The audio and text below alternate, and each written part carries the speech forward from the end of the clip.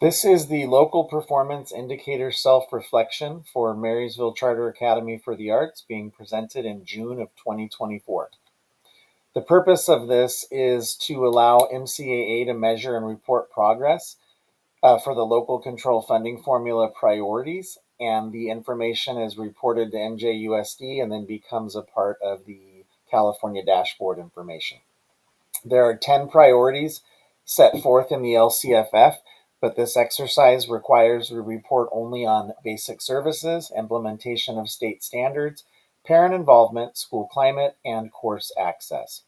For the first priority, we had 1.65 interns this year, meaning we had a full-time PE teacher and a part-time special education instructor who were interns, so they show as misassignments. We had no students without access to their own copies of standards-aligned instructional materials, and no instances where facilities do not meet the good repair standard. LCFF Priority 2 has quite a few tables. They are all different criteria that we are supposed to rate our progress. And as you'll note here, we rated ourselves a 5 in everything except the next generation science standards, and this was in providing professional learning. The next one was all 5s, and that was in making instructional materials aligned to the recently adopted standards or framework available in all classrooms. The next one is dealing with implementing policies or programs to support staff and identifying areas where they can improve. We were 5s in all of these again, with the exception of next generation science standards, which is a 4. For other adopted academic standards such as CTE, health education, physical education, visual and performing arts, and world language, you will see we vary from 3 to 4 to 5. Support for teachers and administrators, you see we're solid 4s all the way down.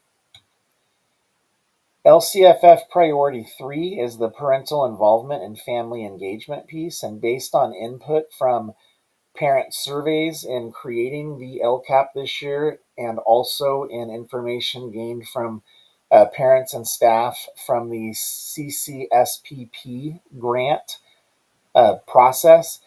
We self-scored ourselves a 4 in building relationships between school staff and families, also in building partnerships for student outcomes, and in seeking input for decision making. Priority 6 is school climate. It asks us to look at data to then tell what it means and then how we're going to use that. Basically, we typically use the Healthy Kids survey data. However, in 22-23, our students' data was combined with that of Marysville Joint Unified in total, and there was no way to disaggregate the data, so we could not see useful information for our site. So this spring, we contracted with Co-Vitality for future surveys that will allow us to tailor our surveys and get even more information, target specifically things that we want to see or know from our students. And the way we will use that is a pre and post survey, give it in the fall and in the spring, and it will allow us to actually drill down and see where students are at those times and if they're in need of any SEL or behavioral interventions at that time. It also allows us to communicate with parents and share information.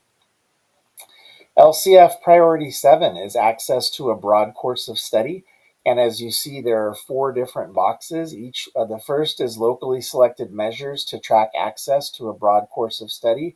The ones listed are what we use. The next box is to summarize the extent to which all students have access. And we feel like the rates of identified subgroups leaves room for improvement. So we have looked at increasing offerings through CTE, language, and advanced placement courses to address this. We're supposed to identify barriers preventing access to a broad course of study for all students.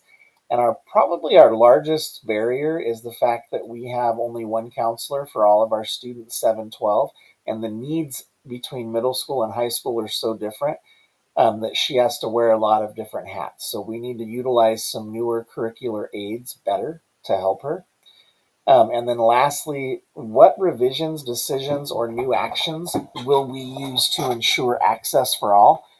And I think we need to take a closer look, at achievement data, including assessment data, to individualize student support, utilize our ninth block better, our after school tutoring, our study hall program, and student mentors. In conclusion, MCAA is an amazing school that offers its community what they want and need, but there is always room for reflection and improvement. We know what we need to do to improve, so it is up to us to take those steps and create that growth. And we definitely have a plan through our LCAP 24-25 to see that happen. The full report is available on our school website at charter.mjusd.com. And at this point, I would like to thank you for listening to our presentation.